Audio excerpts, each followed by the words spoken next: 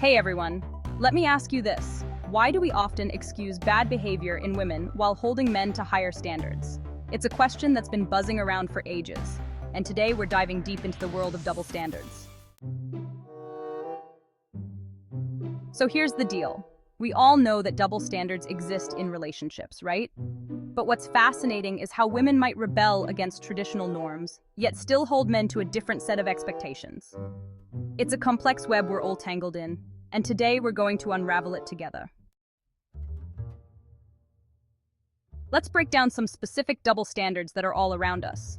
For example, think about how we view promiscuity.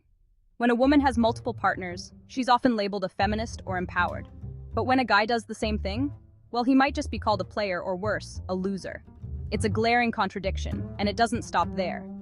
Women can be assertive or outspoken, and they're often seen as strong leaders. But if a guy steps up and takes charge, suddenly he's just bossy or aggressive. It's crazy, right? These double standards can lead to a lot of confusion and frustration in relationships. Now let's dig into where these double standards come from. Media portrayals play a massive role. Think about the movies and TV shows we grew up watching. Women are often depicted as free spirits, while men are expected to be the stoic providers. And then there are cultural norms that have been ingrained in us for generations, telling us how each gender should behave. Even personal anecdotes can shed light on how these standards manifest in our everyday lives. You might have heard stories from friends about how they were treated differently based on their gender. These influences are everywhere, and they shape our perceptions without us even realizing it. Here's a jaw-dropper for you. A recent study found that nearly 70% of people believe that men and women are judged differently for the same behaviors. This statistic should really make us rethink our own beliefs and biases. It's not just about what we see in the media or hear from our friends. It's about how deeply rooted these standards are in our society. The implications are massive.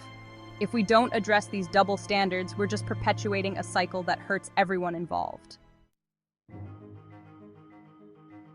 So, to recap, we've looked at the double standards that exist in relationships, how they affect both men and women, and the societal influences that keep them alive.